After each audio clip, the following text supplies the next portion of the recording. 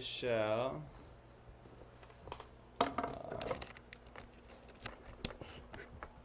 chant the Mangalacharana. Craig, you got here early today. Yeah, I want to make sure What happened here? This is emotional healing music. I hope my wife is not feeling a certain way. All right. Yeah, I'm glad that you got here early, Craig. That's very nice.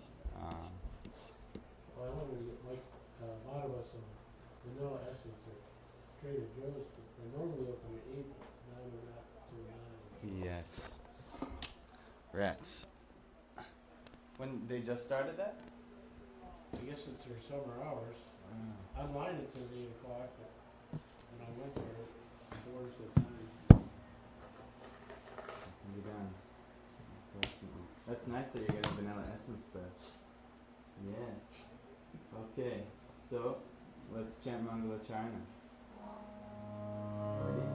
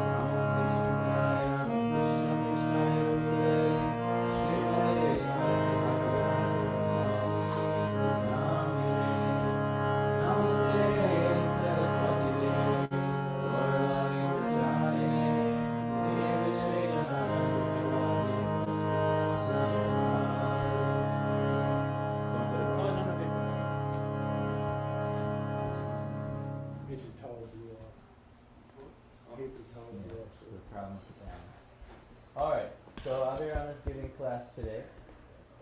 I'm just kidding, he can't speak yet. We thought he said hi this morning.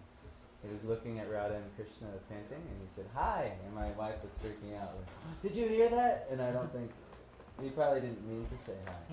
But anyway, there's my wife. So, like this. So his first word was spoken today, you could say. I don't think it was intentional. Yes, but he's a happy baby. Okay, but to more serious business, we must learn more about the Yadu dynasty. We learned about the Vishnu Shakti and in specific Balaram Shakti. Everyone knows Balaram Shakti here? The very nice devotee. There's a very nice devotee named Balaram Shakti who comes in and out of Syracuse time to time. Yes, last time. I didn't get to see him this year yet. We learned last time about Balaram Shakti, how he's actually non-different from Krishna, with the exception that Krishna's dark, he's light, and also if there is such a time where Krishna wants to override the jurisdiction of Balaram, he will. Like there's a pastime in the 10th canto where during the Brahma Vimohan Leela that even Balaram is bewildered by Krishna.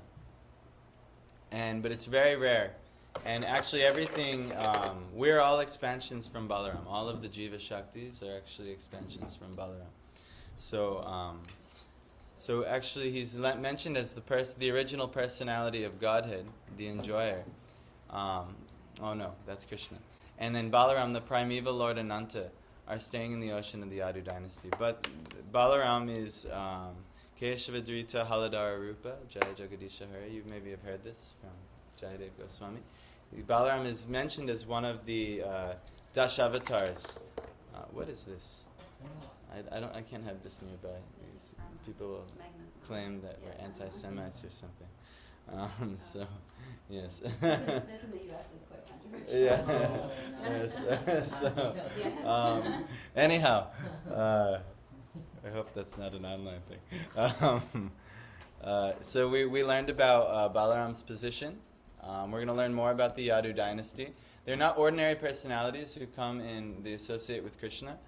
And similarly, we are striving, our whole sadhana is Shuddha Bhakti, and our goal is Pritim, Tad Pritim with Krishna, so his Priti.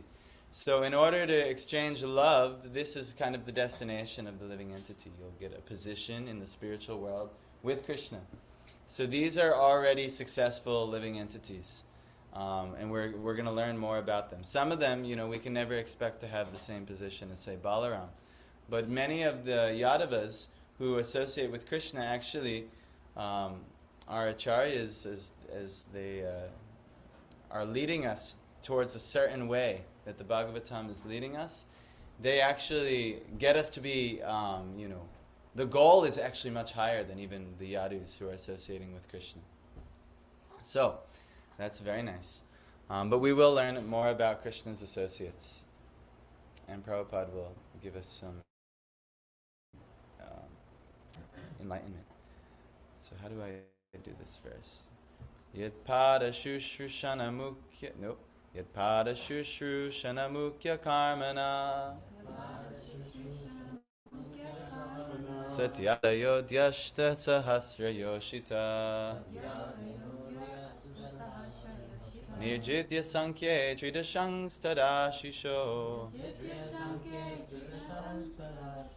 haranti vajrayudha valabochita.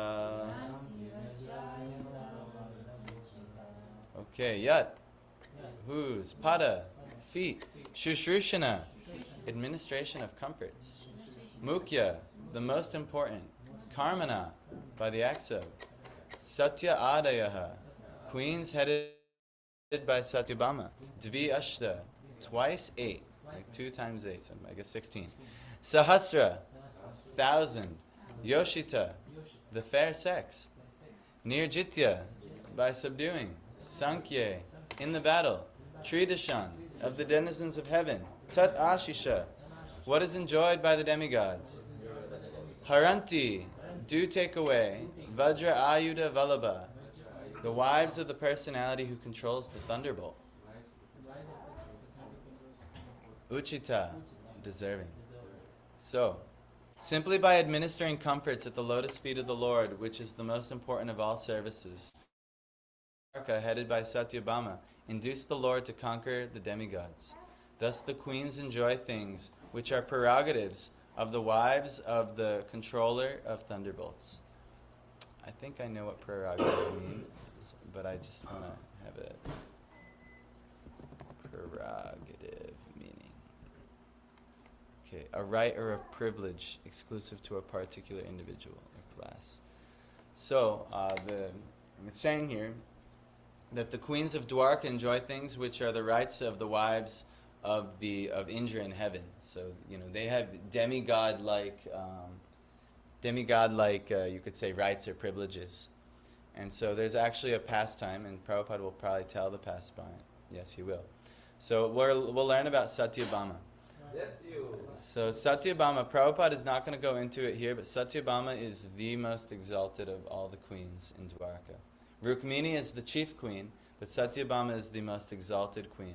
Why? Because she's actually a direct expansion of Radharani into the Dwarka Leela. It's actually said Radharani is very famous in Vrindavan for being a great devotee of who? Does anyone know? Say that again? Piyush, you need to come up right up front.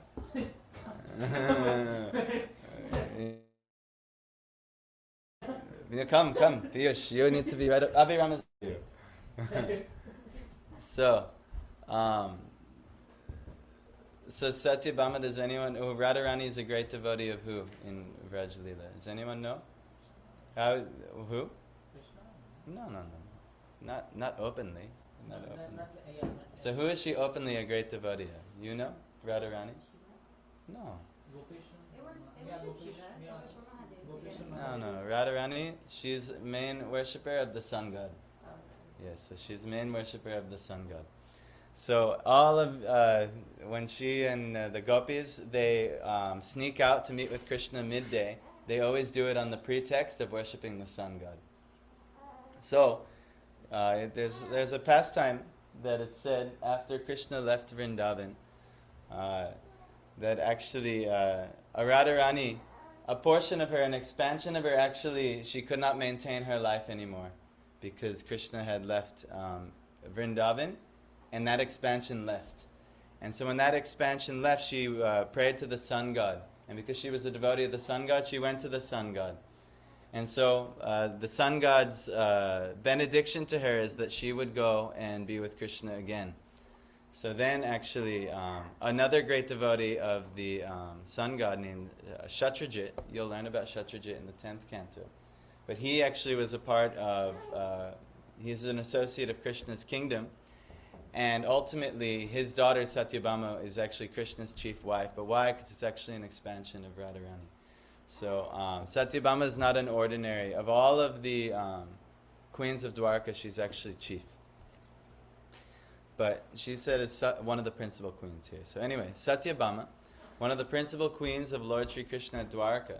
After killing Narakasura, Lord Krishna visited the palace of Narakasura, accompanied by Satyabhama. He went to Indraloka also with Satyabhama, she was received by Shachi Devi, who introduced her to the mother of the demigods, Aditi. Aditi was very much pleased with Satyabhama, and she blessed her with the benediction of permanent youth as long as Lord Krishna remained on the earth. Aditi also took her with her to show her the special prerogatives of the demigods in the heavenly planets. When Satyabhama saw the Parijata flower, she desired to have it in her palace at Dwarka. After that, she came back to Dwarka along with her husband and expressed her willingness to have the Parijata flower at her palace.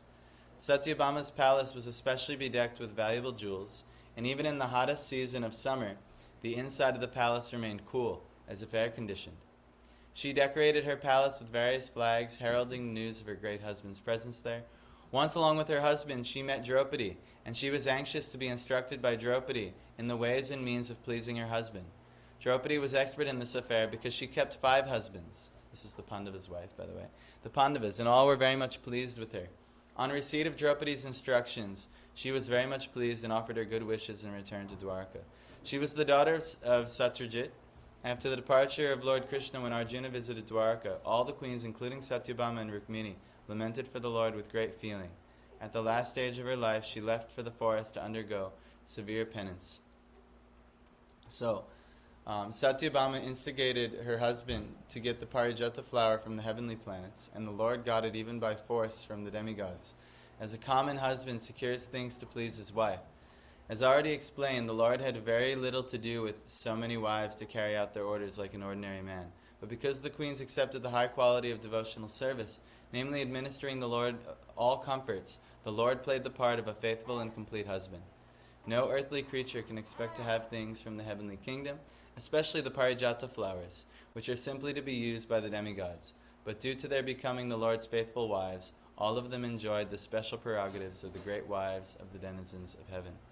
In other words, since the Lord is the proprietor of everything within his creation, it is not very astonishing for the queens of Dwarka to have any rare thing from any part of the universe. So, Satyabhama, there's a nice pastime. Narada, was trying to perform some trickery, as he usually does.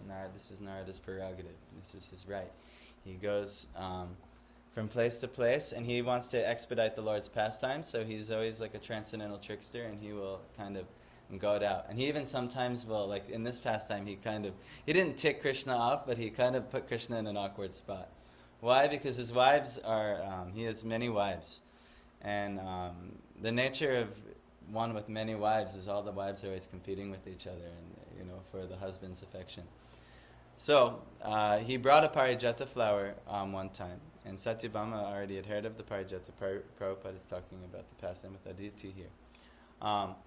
But he brought a parijata flower and told Krishna that you should give this to whoever you most think favorable. So Krishna is now like looking at Narada like, why would you do this? Right now, because whatever wife you feel is most favorable. And he's like, why would you do this? Why would you make me play favorites, with my wives? So, but Krishna's, transcendental, so he knows everything that you should do. So he ultimately settles, he's like, all right, Rukmini was the first wife, so I should give it to Rukmini. And so he does give it to Rukmini, but naturally, Satyabhama, because she has Radharani's mood, she also gets, expresses jealousy and even sometimes anger towards Krishna. So Satyabhama gets angry with Krishna because, Krishna confidentially tells her, you are my favorite, things like that. How could you, in front of everyone, you giving to Rukmini? So like this. So why? Because Narada wants to see this wonderful pastime. So Satyabhama is like pouting and all these things. There's a whole art to how women conquer the hearts of men. Maybe you know this, maybe you don't. I'm always trying to hope my wife learns this art, because the tendency in Kali Yuga is that women will just get angry at their husband and start screaming at him. But actually, in the Veda culture, this is a big no-no. You should never ever do this. This is like no man should ever stay in a place where a woman is like upset. Actually, it's just you just should leave, because it's such a powerful negative energy. Actually, they're so emotionally strong. Actually, so anytime that a woman would get angry, what she would do is she would go. She had like a special place. What's that? What is it called? A Kopa Bhavan. Yes, so a place you go to sulk. A place you go to express like sadness and anger and things is nice. And by doing this... Oh, go ahead, Piyush. Yeah, always there's a pastime whenever, when Dashrath's wife... Yes, Kaikeyi. Yes. Wanted the Ram thing, so she went there, she was lamenting there. She goes in the sulking room. Yes. Sulking room. Yes, the Kopa Bhavan it's called. That's nice. I'm glad I know the Sanskrit term now. So they go in the Kopa Bhavan, and they won't come out until their husband comes and finds them, because eventually the husband will notice, hey, where's my wife? Even if they have many wives, well, where's this wife? And she's in the Kopa Bhavan, and then she's wearing like raggedy, dirty clothes and just sulking and pouting. And this actually conquers the husband, because he's like, oh my gosh, I've messed up. What can I do? And then he will try and please her. In Kali Yuga, we have a different approach. And the Kali Yuga approach is the woman will then start screaming at the man, and then the man is disgusted, and everyone hates each other, and then we get divorces and things like this. But actually, this is, this is not ideal. But anyway, this is a nice system where they go to the Kop Bhavan and they sulk. So Krishna is now like, oh, Satyabhama, what can I do? This, and she says, you got Rukmini parijata flower. I will not be satisfied until you give me a whole parijata tree. So Krishna's okay. Come, we'll go to the heavenly planets. Krishna has mystic abilities, especially in Dwarka. He exhibits these mystic abilities. They go to the. There's actually a son of Krishna named Narakasura. And this teaches a lot of valuable lessons, this pastime, because Narakasura, he actually is the son of Krishna and the Mother Earth. You've heard of the pastime of Varaha? So Varaha rescues Bhumi. Bhumi is like Mother Earth. And in that pastime, Krishna and Bhumi, Varaha avatar and Bhumi, they have a child. and his name is his name isn't Naraka. Naraka means hell, the demon from hell. But anyway, he's a nice divine child actually. But this pastime plays out the way it does because it shows that no matter who you are, if you get involved with the wrong association, you will fall from your position. So Naraka had gotten association. I don't remember the exact personalities. I think like Jarasandha and others, but he had gotten the association, a very bad association, and he actually became a great demon instead of a great demigod, like he could have been. But anyhow, he became a great demon, and then Krishna actually had to go, and it seems like a later incarnation as Krishna. He actually went personally to kill him. And so there's a whole pastime in the 10th canto of this. It's a very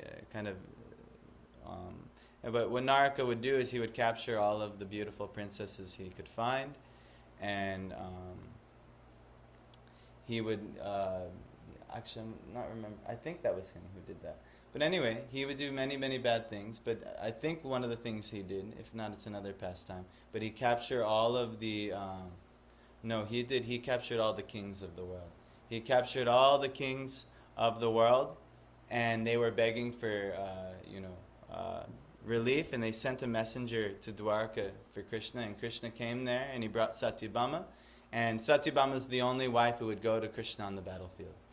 And so then, after that, and he killed Narakasura, and he freed all the kings, then they went to the heavenly planets, and when they're there, Krishna, even though Indra just went through the pastime with Krishna not too much longer with the Govardhan Leela, of Krishna lifting the Govardhan hill and defeating Indra there, Indra, he greets Krishna very nicely, but this is also another pastime to show you that, yes, if you are married, you will be controlled by your wife. So anyone who's married knows. Craig will tell you very well.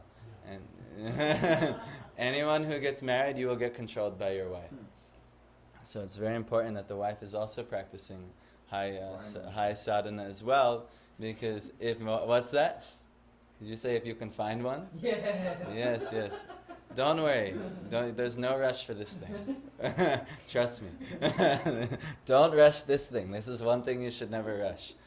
When it comes, you make sure everything checks out. No red flags. Everything is a good arrangement, or else it'll be a great disaster.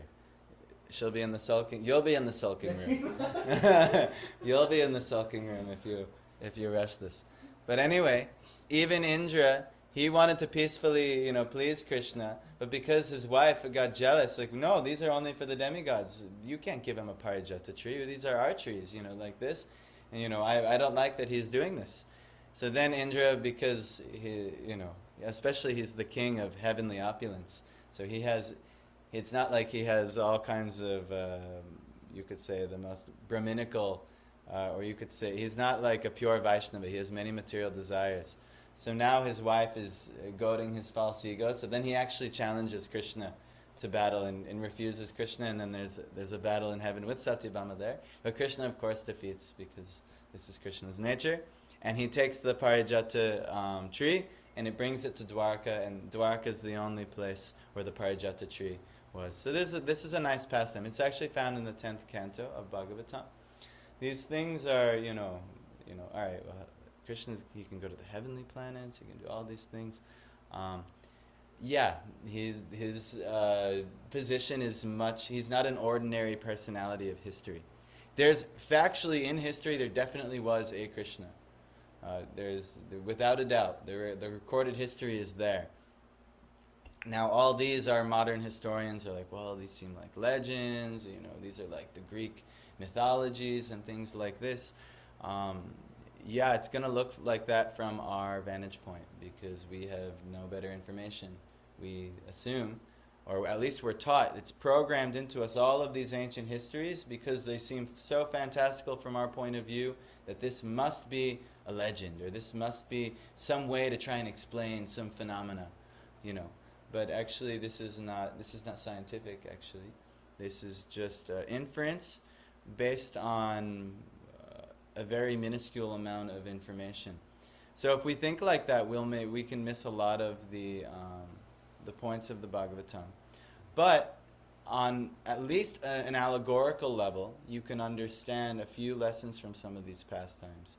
Like, that a man will always be controlled, to be careful to be controlled by his wife. It's almost guaranteed that he will be, but you also should try and check this urge, and because sometimes the wife will poke the man. You should be doing this, and next thing you know, you're doing something, but you have to check, am I doing something stupid because she's poking me? This happens. This does happen.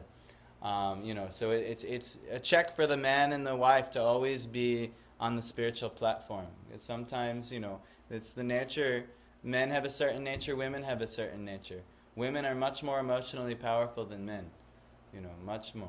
That's why, anyone in a family dynamic, if father is angry, that's one thing, but if mother is angry, it's a very, very bad, very, very bad thing. If father... That old saying used to sit on the refrigerator, if mom's not happy, ain't nobody happy. That's right. And it's true. If dad's unhappy, you can go to mom for protection. But if mom is unhappy, then there's no one. He's saying you must rectify this. There's no protection from when mom's unhappy, actually.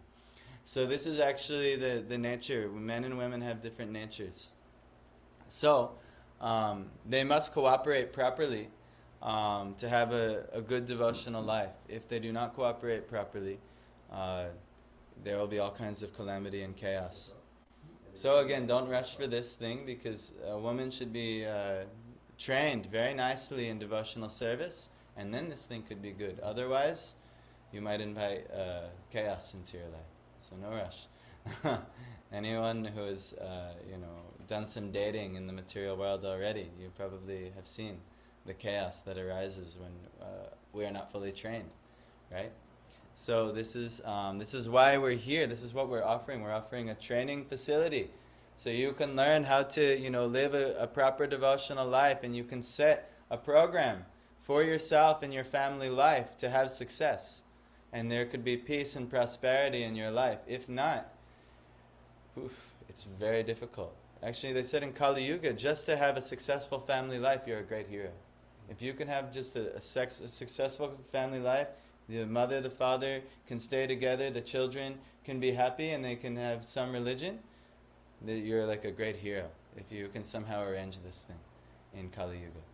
So this is very difficult, especially in Kali Yuga. So anyhow, these are some things to glean. But you could see even here that the wives of Krishna, they can enjoy things that even can be enjoyed even greater than the heavenly planets, even here on this earth. So let's continue reading though.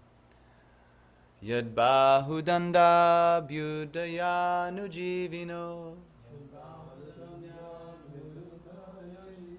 It's tough, huh?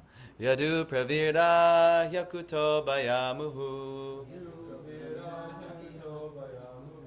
Adhi kramantyang ribir ahritang balat. Sabang sudharmang sudasatamochitam. Yat, whose bahudanda, arms, abhyudaya, influenced by anujivina, always living. Yadu, the members of the Yadu dynasty. Pravira, great heroes. He akuto baya, fearless in every respect. Muhu, constantly. Adikramanti, traversing. Anghribi, by foot. Ahritam, brought about. Balat, by force. Sabam, assembly house. Sudharmam, Sudharma. Surasatama, the best among the demigods. Uchitam, deserving. The great heroes of the Yadu dynasty, being protected by the arms of Lord Sri Krishna, always remain fearless in every respect, and therefore their feet trample over the Sudharma assembly house, which the best demigods deserved, but which was taken away from them. More pastimes, but we'll go into this. Those who are directly servitors of the Lord are protected by the Lord from all fearfulness, and they also enjoy the best of things, even if they are forcibly accumulated.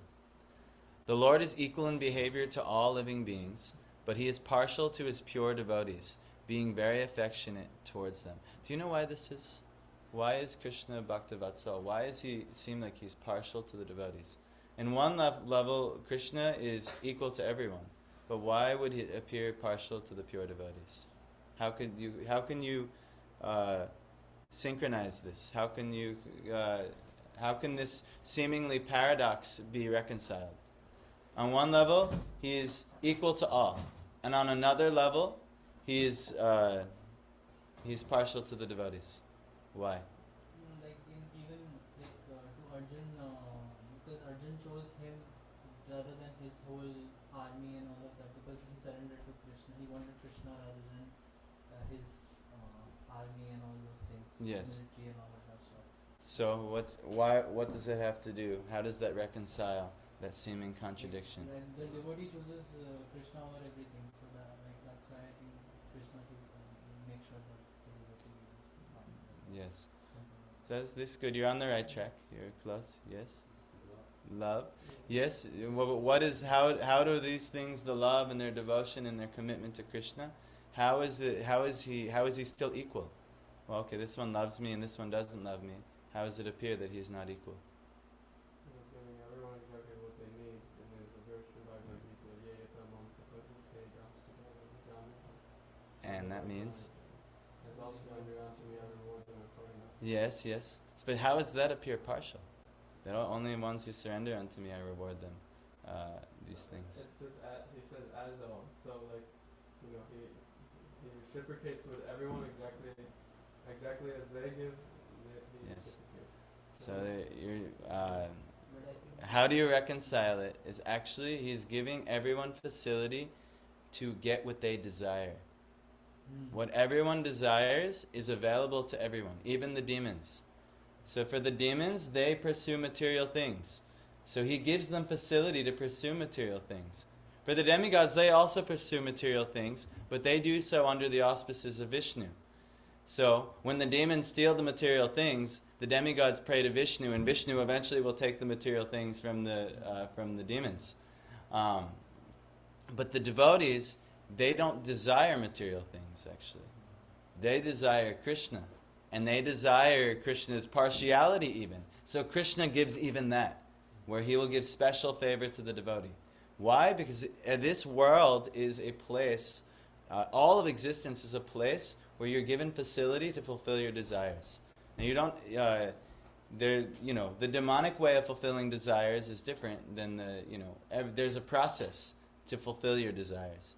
Like for instance, let's say you want to have a nice house, a nice career, and all these things. There's a special, process given in society. Maybe you got to go to school, or you got to pick up a trade. You got to earn a certain amount of money, and you have to work this hard to secure all these things. Yes or no?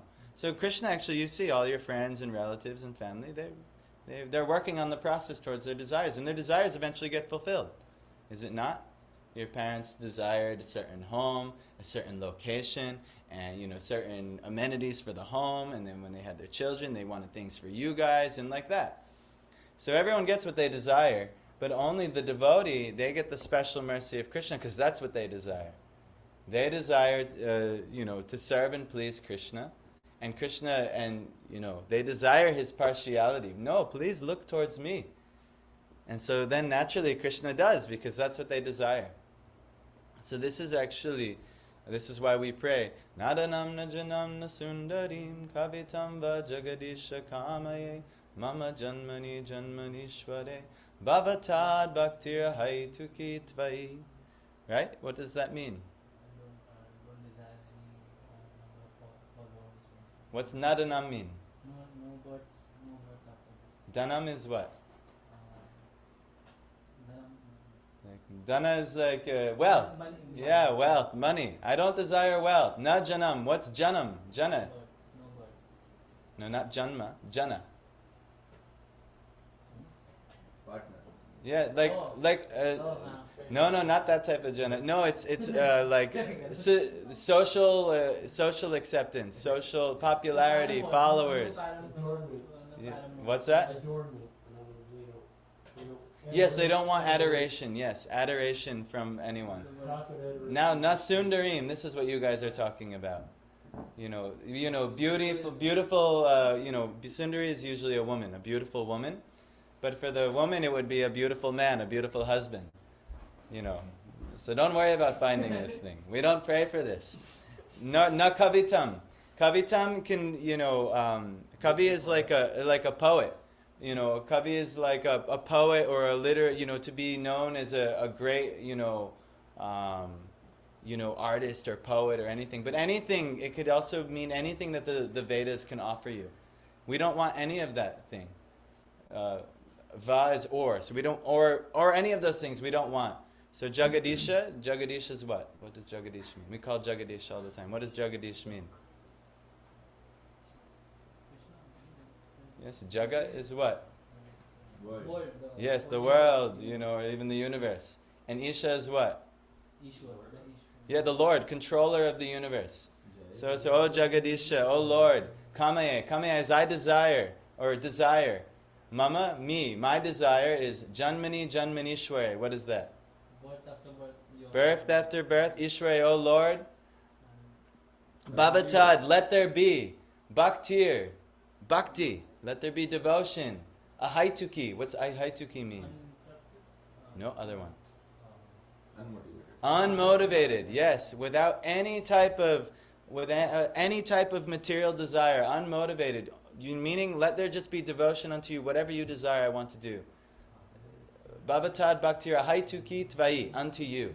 So this is our prayer. We pray this every day. We don't know we pray it, but we're praying this every day actually. I don't want wealth, I don't want this, I don't want that. I want just unmotivated devotion unto you. So this is how the Lord, He reciprocates with His devotee, because they only want Him, and He's got everything. Then they get everything, and they get special privileges that no one else can get. And it appears, why are you favoring these people? Because that's what they desire. I give everyone what they desire. I give everyone facility to achieve what they desire. But they desire me. How can I? What can I do? I have everything to offer them. So this is the speciality of being a devotee. So be a devotee. You'll get everything. Everything you need is, there's no loss in any way. The devotees, they rule all of existence actually. The devotees rule all of existence. It can't be seen, because how are you people? But trust me, you see the devotees, you see Krishna will always give special care and protection to the devotees. Like the pastime of Prahlad Maharaj. But not even just pastimes. Look at the devotees in your life and just see, wow, it is amazing how Krishna, I hear, we heard that story of this mother who just got in a flash flood the other day. Everyone else, if they lost their car in a flash flood, it would be like a tragedy. It was a tragedy for her, but she begged Krishna to live and somehow lived. She get to surrender to Krishna, lost her shabby car, and then just in one day's time, everyone was because she has gained so much love from the devotional community, everyone chipped in to here's a brand new car. Who else could that happen for? Only devotees. I've seen this in I've seen this in my life personally many times. There's no business. Me and my wife have not worked a regular job in years, but somehow a house has come. Somehow this is here. That is here. We have child has now come. It doesn't make material sense actually, but because we've tried to practice some level of devotion, as insincere as we are, even Krishna has protected us and given enough for us. So you just see, actually, in your life, you really devote yourself to Krishna. Just see how He takes care of you. Don't ever doubt. Don't ever doubt. But we're indoctrinated, through the demigods, the way of the demigods, which is dharma or piety. They say, no, worship God and He'll take care of you. He'll give you anything you desire. And they'll trick you into, even I kind of grew up with this type of worship. You pray to Jesus and He'll give you whatever you want. And and I would pray to Jesus and I would get some of the things that I want and things like that, But it was, that's kind of demigod, how they approach God. But the demons, they say, just take whatever you want. Just go and get it. Just do it. This is the Nike, the slogan of the demons. Just do it. Go get it. And you're like, I'm going to take this by force. And then you work like and you work to get what you want. But then, at some point, because you've taken it, it'll get taken from you. So like this. But the devotee doesn't do like that. So, Lord, what do you want? And there are materialistic devotees as well. Their pastimes, like even the pastime of Dhruv Maharaj in Bhagavatam. We'll get to it. Very nice pastime. But basically, Dhruv Maharaj was a little boy. He got kicked off the throne of his father's lap because they had 2 wives, and one of the wives was favored by the father because she was younger and maybe prettier and this, that, and the other thing. So he favored her. So he was the son of the other wife who was less favored but more pious. So anyway, he didn't get to sit on his father's lap and didn't get special favor of his father, and he got so angry and upset, and he went to his mother, and his mother said, son, you should, if you want anything in this world, you should approach the Supreme Lord. So he went to go approach the Supreme Lord. He met Narada. Narada's like, no, you should go back to the kingdom. You're a child. Why are you approaching the Lord for all these things?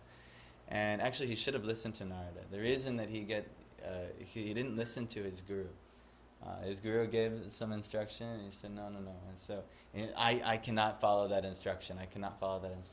This is you'll get the results in life. If you don't follow the instructions of your guru, you'll get a different result. So anyway, he could not follow that instruction. And so then his guru said, okay, no problem. If you want to worship the Lord, here's a mantra. Do you know the mantra he gave him? Om Namo Bhagavate Vasudevaya. So he meditated on this for 6 months straight. And and he said, if you wish to achieve the Lord, you just focus on that mantra until he appear before you.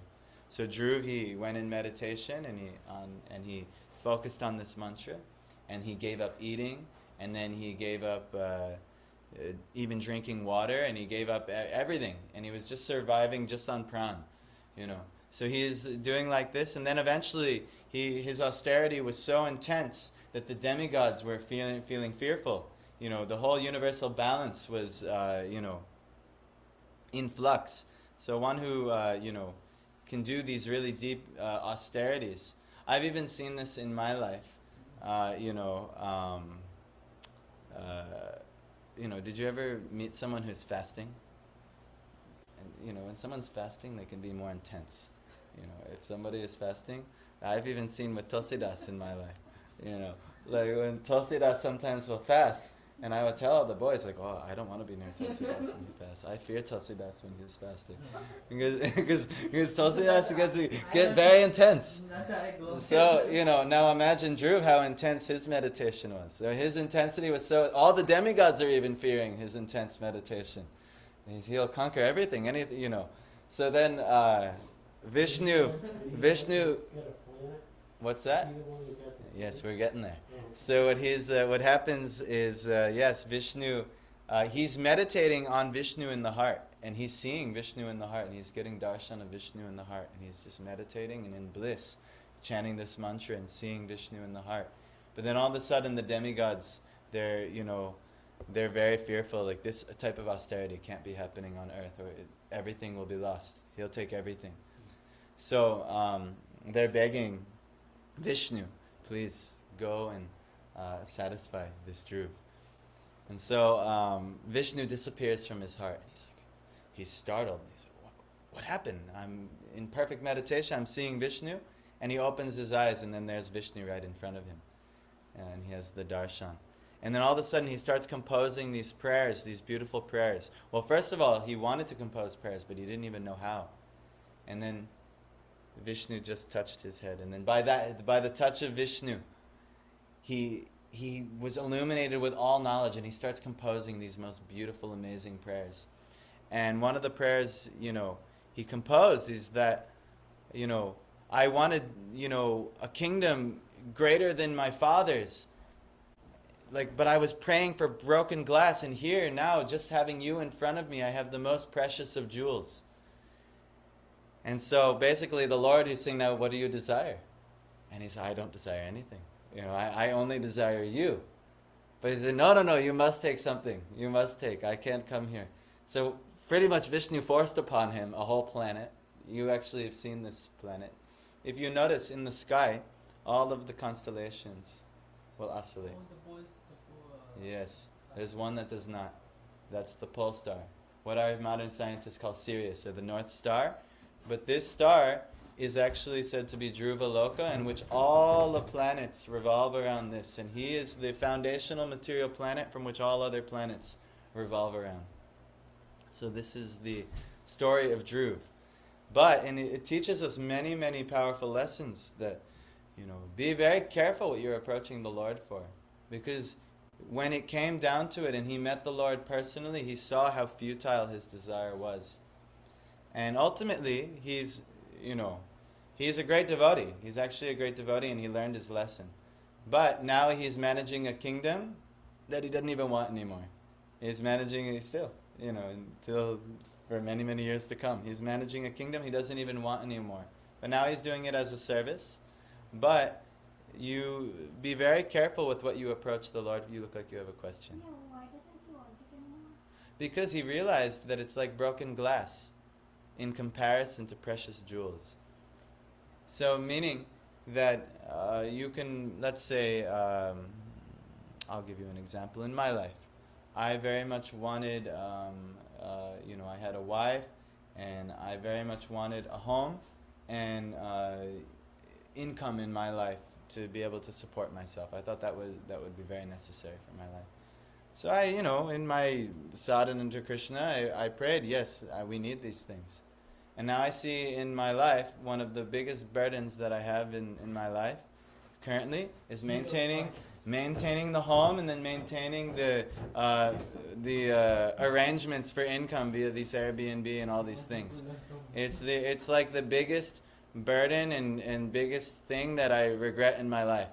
I'm like, oh my God, now I'm praying, just bring devotees here. Just let devotees be in the house, and that's the only thing that's will make this auspicious. It's just like, So I've seen it personally in my life, I saw it personally in my life also. I'm praying for marriage. Be careful, Piyush.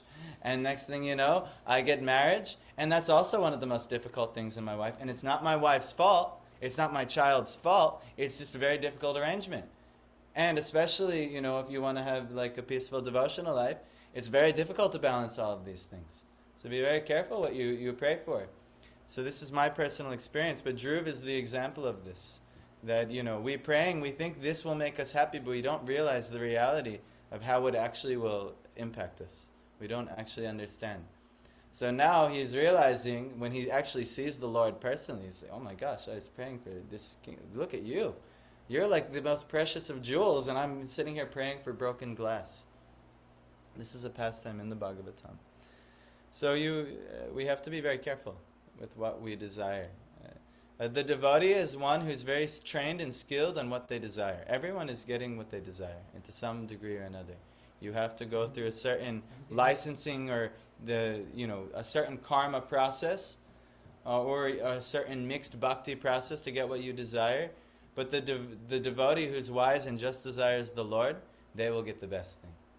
This is what pretty much the Bhagavatam will teach you, pastime by pastime. It'll teach you this, and as you go through the pastimes, you will learn this very viscerally, and you'll experience this in your life. You'll see how in your devotional life the evolution of your bhakti.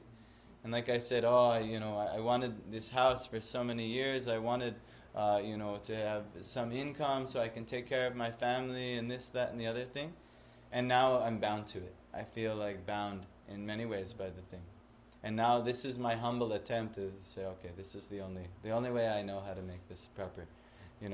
Invite everyone here. Let's arrange that devotees can be fed prasad. The Lord is worshipped here, and like this.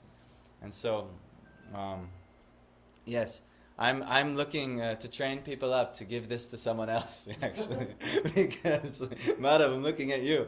So, I'm not, you don't have to take it. But anyway, I'm looking to give this to someone else, actually, because I'm realizing that, you know what, for my devotional life, what I'm really seeking, you know, this isn't, you know, this arrangement, it seemed so wonderful some years back, but, you know, really now I just want to be more deeply connected to the Lord and serving Guru, serving Vaishnavas. You know. Just like Dhruva Maharaj, he didn't want anything, but Krishna said, no, you must take something. Yes. So the same can go for you. Yes. You know. Now I have it, and I have a duty to use it properly.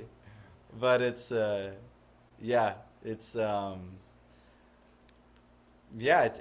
a difficult actually arrangement actually. It's the ability to be detached. Yes.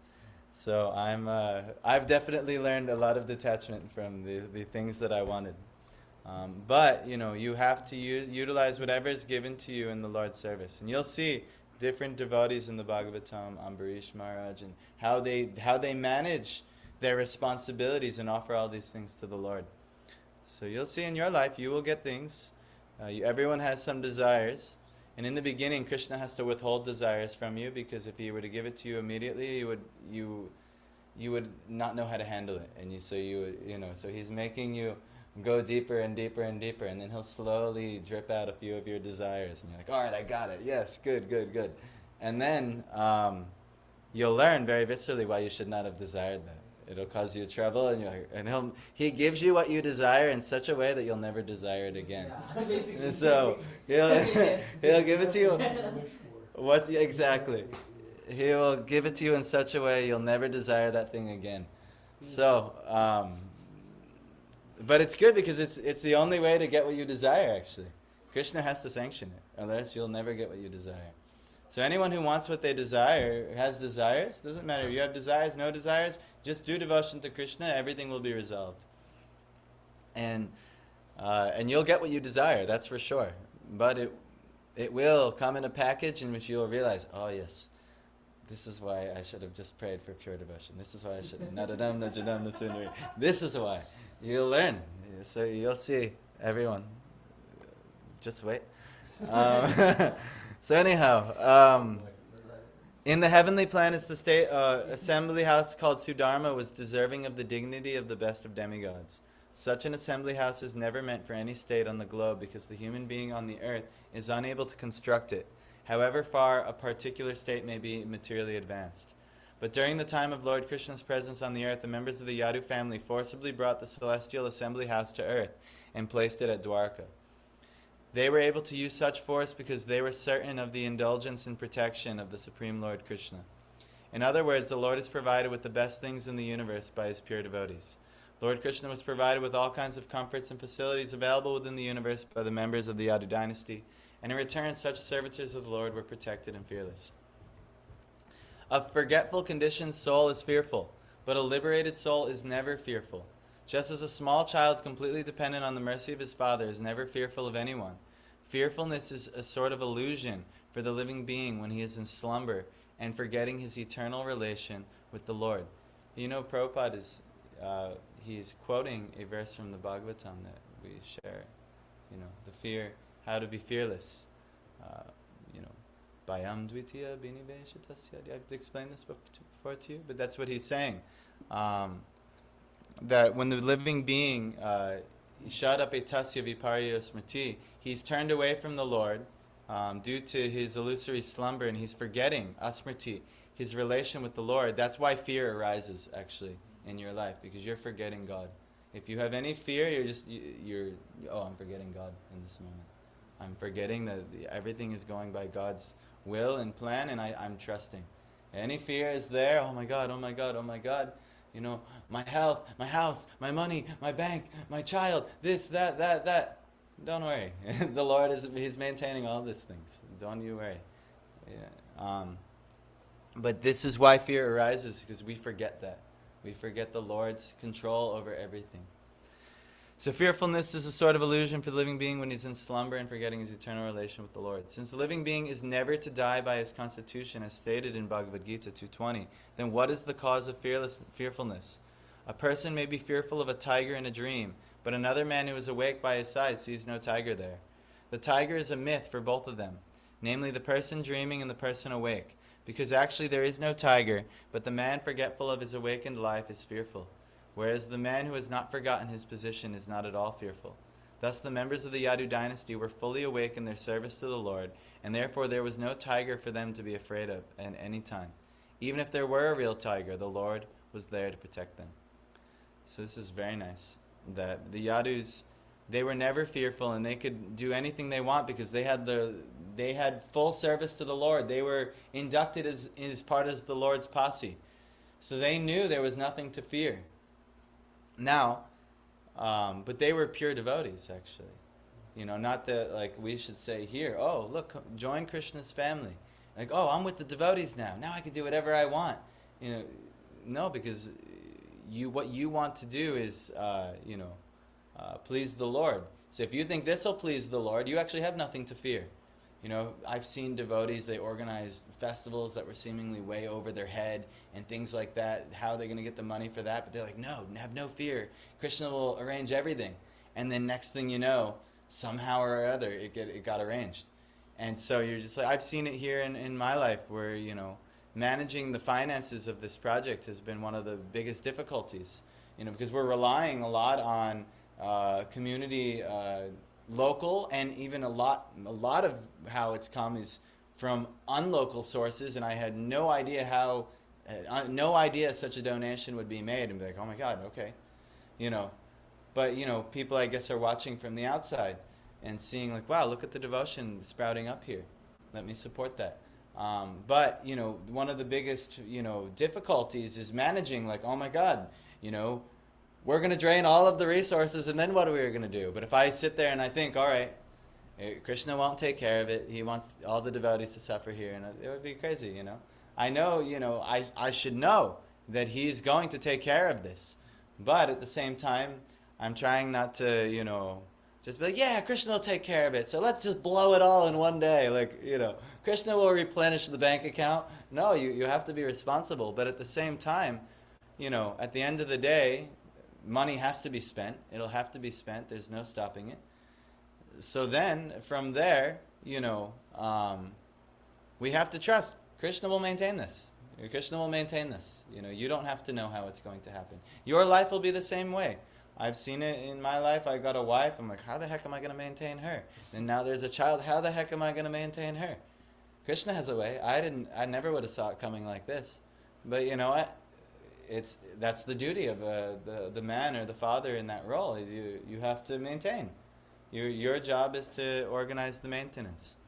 So At least that's a humble approach, though, where there's a lot of people out there. Well, I'm the doer, so I'll make it. A lot of people. I still think I'm the doer. Everyone, you would think I'm doing. No, but without fear, they're thinking, Yes. I'm just going to figure out a way to make this happen. Yeah, well, that's the fault of the living entities. They think instead of understanding God's position and maintaining everything, they think that they're maintaining and they're doing things, and I'm organizing this interview, and I'm going to get this job, or I'm going to make the way, I'm going to make this amount of money, or I'll do this, or try this plan, try this plan. It's basically, if the Lord sanctions something, yes, you can do anything, but if he doesn't sanction, you better understand that that's not what's going to happen, like the Lord is arranging everything. If he gives you facility to do something, you must trust, all right, he's giving me sanction that this can be done. But if he's not giving you facility to do something, then you say, okay, all right, I have to trust that there's a reason that you're not giving me facility. Which is like, why can't I find a wife? Or why can't I find this thing? Because it's good, actually, for the time being. Why is this thing happening in my life? No problem. Trust the Lord. So anyway, the devotee's never fearful. And the Yadus are they're, the epitome of that. So anyway, we must end here today. Grantharaj, Srimad Bhagavatam, Ki Jai. So thank you guys for joining. Avani, you look very contemplative. Meaning, many things are probably being thought of. And this is why Bhagavatam is so good, actually. It forces us to really evaluate our life. And wow, I'm an illusion in this way, that way, this way, and this way. And I have to adjust, So this is why Prabhupada said every day we should do this. It's why our Goswami said every day we should hear Bhagavatam and its message. And yes, Hare Krishna. Thank you for... Interesting in that part that I didn't want to mention earlier, but my friend